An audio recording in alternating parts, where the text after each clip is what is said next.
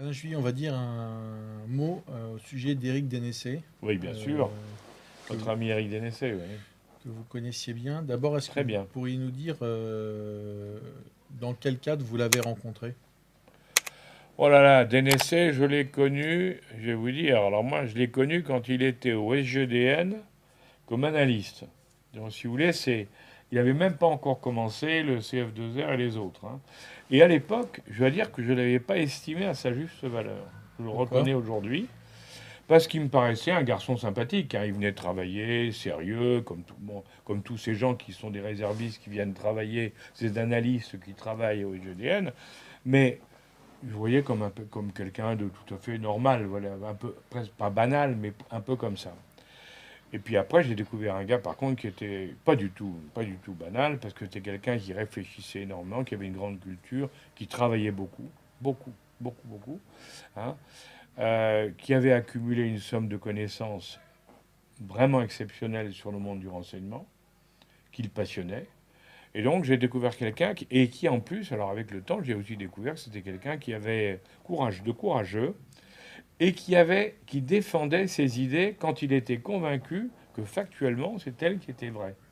Donc si vous voulez, c'est quelqu'un qui n'avait pas peur de dire ce qu'il pensait. Voilà. Quand il avait vérifié, validé ce qu'il pensait, et alors évidemment, quand vous validez des options qui sont celles que les autres n'aiment pas, comme par exemple les raisons de la guerre en Ukraine, bah évidemment, à ce moment-là, vous vous faites massacrer. Et lui, indiscutablement, il fait partie de ces gens qui ont été massacrés, je dirais, par, euh, par je dirais, les bien-pensants, quand il a essayé d'expliquer ce qui s'était passé en Ukraine avant la guerre et les raisons de la guerre.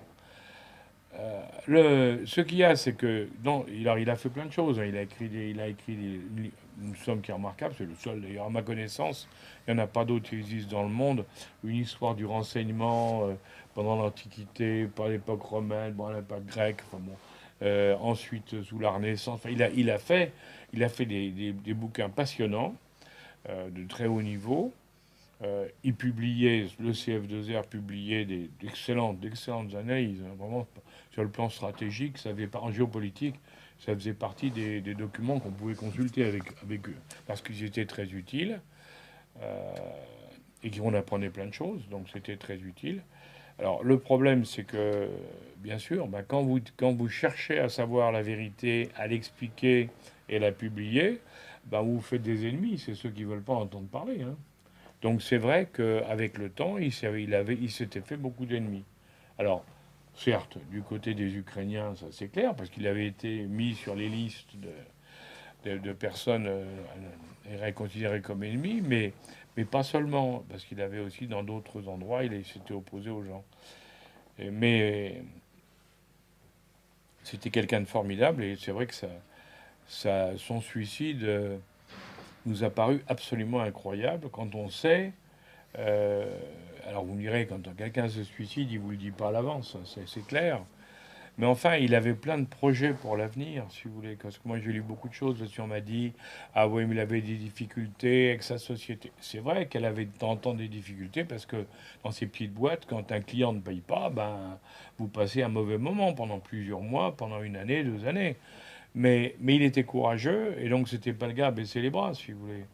Et il faisait plein d'activités. Donc moi, je pense que tout ça, ça tenait pas. C'est-à-dire, tous les arguments qu'on a entendus pour essayer de justifier son suicide ne justifient pas. Il avait eu plein de projets sur le futur. Et puis, les circonstances de sa mort, si vous voulez, alors même si on n'a pas tous les éléments, parce que malheureusement, il faut le dire, hein, malheureusement, il n'y a pas eu d'enquête sérieuse de la part de la gendarmerie, euh, parce qu'il aurait fallu porter plainte, hein. Je crois que c'est malheureusement, je le dis, parce que c'est vraiment dommage. Je vais vous donner un exemple. Je ne sais pas si c'est vrai, hein, donc c'est pas du tout une manipulation, bien au contraire. Mais moi, ce qu'on m'a dit, alors vous savez, les bruits ils arrivent de partout, hein, mais bon, je suis très méfiant. C'est pas du factuel pur, puisque je l'ai pas vu, j'ai pas pu le vérifier.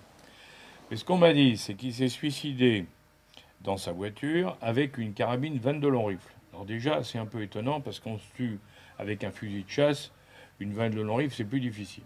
Bon, mais enfin passons. Et là où ça devient intéressant, c'est qu'on m'a dit, et ça je donnerais gros pour savoir si les gendarmes ont regardé, et en tout cas qu'ils disent si c'est vrai ou pas, hein, On m'a dit que sur la carabine, il n'y avait aucune empreinte. Alors, bien sûr, pourquoi pas, mais qu'il n'avait pas de gants. Parce que s'il n'y a pas d'empreinte sur la carabine, c'est que vous portez des gants. Parce que sinon, il y a les empreintes de la main. Quand vous allez vous tirer une balle sous la bouche, hein, ben vous tenez votre carabine à deux mains. Donc, il y a des traces. S'il n'y a aucune trace et qu'il n'avait pas de gants, c'est bel et bien que c'est un assassinat. Vous voyez donc, c'est ces choses comme ça sur lesquelles il faudrait qu'il y ait une enquête pour véritablement répondre. Parce que tant qu'il n'y aura pas ça, il y aura un doute.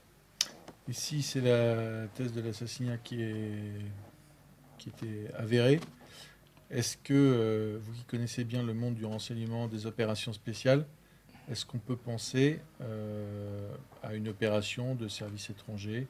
On sait il avait été beaucoup critiqué sur la guerre en Ukraine, mais aussi sur les questions relatives au Moyen-Orient, ou aussi sur l'affaire Alstom. Est-ce que dans la vie réelle, je dirais, des services de renseignement et des services spéciaux, c'est quelque Oui, chose qui peut être envisagé?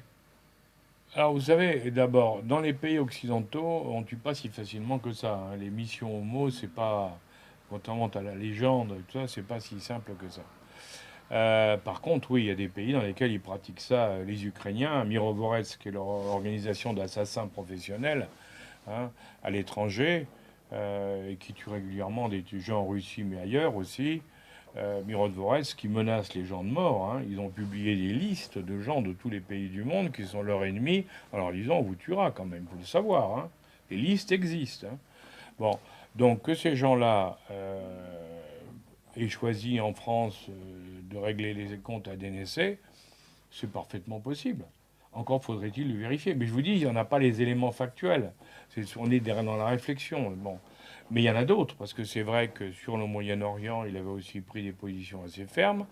Et là, dans ces pays-là aussi, ils n'ont pas beaucoup de sentiments, si vous voulez. Et ça aurait été une cible pour vous? Il pouvait représenter une cible, je dirais, Ah ben, c'est une cible intéressante? d'influence. Oui, parce que c'est une cible d'influence. Si vous voulez, quelqu'un qui passe à la télévision, qui publie, qui fait des publications et qui est reconnu, hein, comme un professionnel, ben, quand il dit des choses qui sont en contradiction totale avec ce que vous voulez faire passer dans vos campagnes d'influence, ben, à un moment où vous pouvez avoir certains qui vont dire mais ce type est un gêneur, hein, on ne peut pas le faire taire, et ben on l'exécute. Ça, c'est possible, ça arrive. C'est dans ce cadre-là, si vous voulez que.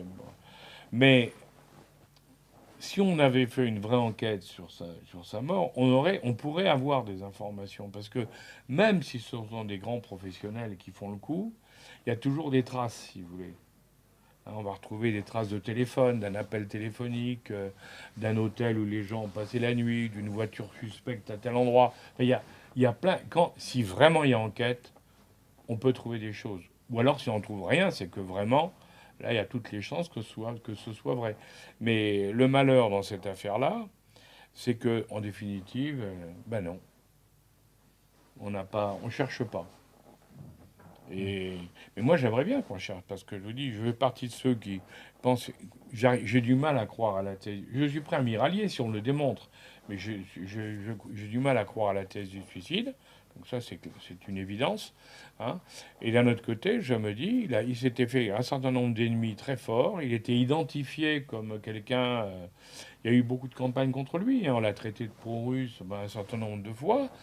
En France, quand vous vous faites traiter de pro-russe, ben, évidemment, ça ne favorise pas. Il y a des risques qui peuvent.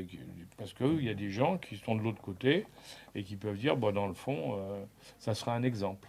Donc vous ne croyez pas au suicide, J'ai du mal à y croire. vous Voilà. pensez qu'il était Je une suis cible prêt, si on me le démontre.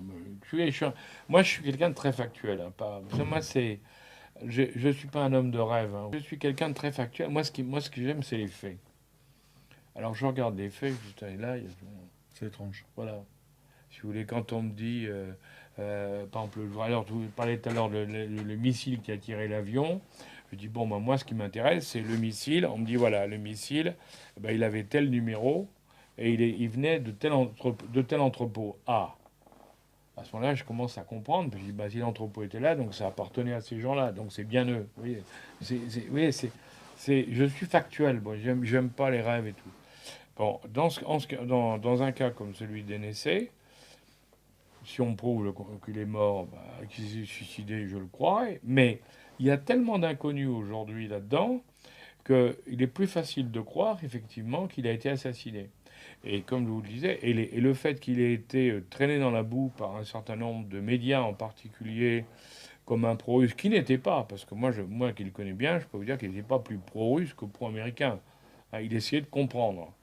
Mais c'est vrai qu'en France, quand on a commencé à dire que la guerre avait été provoquée par les Américains, par certains Américains, eh bien, tout de suite, on vous a traité de pro-russe. Or, tous les bouquins qui sortent aujourd'hui, même les articles de journaux, il y en a eu un récemment dans le Wall Street Journal, il y a eu le New York Times, ils ont tous sorti des articles qui montrent que c'est effectivement comme ça que ça s'est passé. Le drame, c'est qu'aux États-Unis, tout le monde le sait, et le reconnaît maintenant, alors c'est parce que c'est eux qui l'ont fait, hein, ils l'ont reconnu, et que nous, en France en particulier, on n'est toujours pas capable de reconnaître qu'il s'est vraiment passé. Ça ne veut pas dire que Poutine n'a pas attaqué Poutine a bel et bien attaqué l'Ukraine. Mais il faut regarder ce qui s'est passé avant, c'est tout.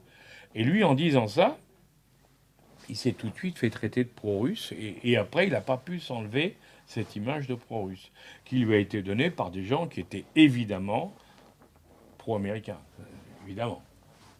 C'est clair. Alain Juillet, merci de cet entretien passionnant. Je vous dis à très bientôt. Et merci à vous de m'avoir invité, surtout. Avec plaisir.